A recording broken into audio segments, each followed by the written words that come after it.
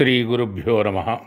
భాద్రపద శుద్ధ చవితి వినాయక చవితి రోజున సకల భక్తగణములు నివేదించిన షడ్రసోపేత భోజనము, పాయసము, ఉండ్రాళ్ళు, కుడుములను ఆరగించిన ఆ గజాననుడు పార్వతీ పరమేశ్వరులకు తల్లిదండ్రులకు సాష్టాంగ ప్రణామంబులను ఆచరిస్తుండగా అవస్థపడుతుంటే ఆ పరమేశ్వరునికి పైన అలంకారంగా ఉన్న ఆ చంద్రుడు తాను అందగాడినని అహంభావం చేత గణపతిని చూసి పకపక నవ్వసాగెను. అది గ్రహించిన తల్లి జగన్మాత పార్వతీమాత, ఓ చంద్ర, నీవు అందగాడివన్న అహంభావంతో నా కుమారుడిని అవహేళన చేశావు కనుక నిన్ను చూసిన ప్రతి వారికి కూడా నీలాపనిందలు పొందుదురుగాక అని ఆ పార్వతీమాత శపించింది.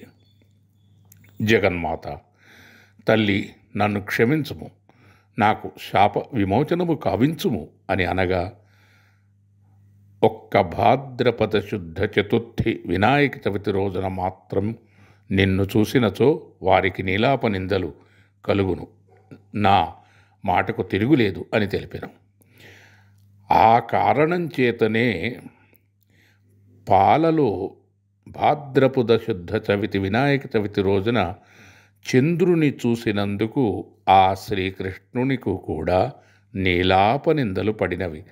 అట్టి కథను చేయండి మహర్షి అని శౌనకాదులు అడుగగా, అప్పుడు సూత మహర్షి ఇలా తెలియజేస్తున్నాడు. యదువంశ ప్రభువు సత్రాజిత్తు నిష్ఠాగరిష్ఠుడు, నియమవ్రతుడు మహారాజు, సదాచార సంపన్నుడు, నిరంతర సూర్యోపాసకుడు. సత్రాజిత్తు సూర్యనారాయణమూర్తిని గూర్చి ఘోర కఠోర తపమాచరించి సూర్యనారాయణమూర్తిని ప్రత్యక్షం చేసుకొనెను. సూర్యనారాయణమూర్తి ప్రత్యక్షమై, రాజా, నీకేమి వరము కావలనో కోరుకొనుము అనగా, స్వామి, నేను, నా దేశం, నా ప్రజలు, నావారు ఎల్లప్పుడూ కూడా ఈ లోకం సుభీక్షంగా ఉండేటట్టుగా కరువు కాటకములు ఆ సత్రాజిత్తు ఇలా ప్రార్థిస్తాడు. స్వామి సూర్యనారాయణ, సప్తాశ్వరతమారూఢం ప్రచండం కశ్యపాత్మజం శ్వేతపద్మధరం దేవం తం సూర్యం ప్రణమామ్యహం అని ఆ స్వామిని ప్రార్థించగా, ఆ సూర్యభగవానుడు సంతసించి శమంతకమణిని అనుగ్రహించిన రాజా, ఈ మణి ప్రతినిత్యం బంగారాన్ని ప్రసాదిస్తుంది. అంతేకాదు, ఈ మణి ప్రభావం చేత నీ రాజ్యము సుభీక్షంగా ఉంటుందని ఆ సూర్యనారాయణమూర్తి అంతర్ధానమయ్యను. సత్రాజిత్తు శమంతకమణిని గురించి శ్రీకృష్ణుడికి ఒకానొక సమయంలో వివరిస్తాడు. ఇలా కాలం గడుస్తుంది, కాలచక్రం తిరుగుతోంది. సత్రాజిత్తు సోదరుడు ప్రసేనుడు ఒకనాడు, అన్నయ్య, నేను ఈరోజు ఈ శమంతకమణిని నా మెడలో ధరిస్తాను అని కోరగా, సోదర ప్రేమతో అందుకు అంగీకరిస్తాడు ప్రసేనుడు. ఆ మణిని ధరించి వేటకు బయలుదేరగా ఒక సింహం ఆ మణిని చూసి అదేదో తినే పదార్థం అనుకొని వేగంగా వచ్చి ఆ మణిని తీసుకొని ఆ ప్రసేనుడిని వధించి ఆ మణిని నోటకరుచుకొని వెళ్ళిపోతుండగా, అది జాంబవంతుడు చూసి ఆ సింహాన్ని సంహరించి ఆ మణిని తన కుమార్తె అయిన జాంబవతీదేవికి ఆట వస్తువుగా బహుకరిస్తాడు.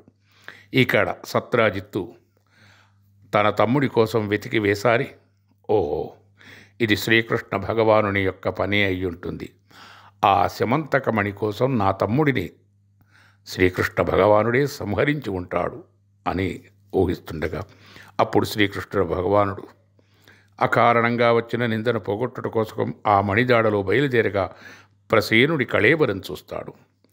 ఆ తర్వాత సింహం అడుగులను బట్టి సింహం వధించినదని గ్రహించి అలా బయలుదేరుతుండగా జాంబవంతుని గుహలో ప్రవేశిస్తాడు. అక్కడ జాంబవతీదేవి బహుమతిగా పొందిన ఆ మణితో ఆడుకుంటూ కనిపిస్తుంది. జాంబవంతునితో యుద్ధం చేసి శమంతకమణిని పొందుతాడు. అంతేకాదు, అయ్యా, ఈ శమంతకమణితో పాటు ఈ కన్యకామణిని కూడా గ్రహించండి స్వామి అని ఆ కృష్ణుడికి జాంబవంతుడు ఇలా తెలియచేసి ఆ కన్యకామణిని శమంతకమణిని కూడా బహుకరిస్తాడు. ఆ శమంతకమణిని తీసుకువచ్చి జరిగిన కథను వివరించి సత్రాజిత్తుకు ఆ మణిని అప్పగిస్తాడు. అప్పుడు అనవసరంగా శ్రీకృష్ణ పరమాత్మను నిందించానే అని బాధించి తన తప్పులు తెలుసుకున్నవాడై ఆ సత్రాజిత్తు ఆ మణిరత్నముతో పాటుగా తన కన్యారత్నమైనటువంటి సత్యభావను కూడా ఆయనకిచ్చి వివాహం గావిస్తాడు. శ్రీకృష్ణునికి అప్పుడు అనుకుంటాడు, చతుర్థి రోజున చంద్రదర్శనంతో నాకీ నీలాప నిందలు కలిగినవి. ఈ శమంతకోపాఖ్యాన కథను విన్నవారికి, అనగా వినాయక చవితి రోజున ఈ శమంతకోపాఖ్యానం శ్రద్ధగా వినిపించిన శ్రీ మహావిష్ణువు యొక్క అనుగ్రహం కలుగుతుంది. చంద్రదర్శన దోషం కలగదు. ఇంతటి గొప్ప అద్భుతమైన చరిత్ర శమంతకోపాఖ్యానం మహామునులారా అని ఆ సూత మహర్షి శౌనకాదులకు ఈ శమంతకోపాఖ్యాన కథను వినిపించిన భక్తులారా, ఈ కథను భాద్రపద శుద్ధ చవితి రోజున మీరు వినిపించండి. ఒక్క మీరు వినటమే కాదు, ఇతరులకు కూడా వినిపించండి. సకల శుభములు కలుగుతవి, ఐశ్వర్యము కలుగుతుంది అని ఆ సూత మహర్షి శౌనకాదులకు తెలియజేసెను. స్వస్తి స్వస్తి ప్రజాభ్య పరిపాలయంతాం న్యాయేన మార్గేణ మహిం మహేషా.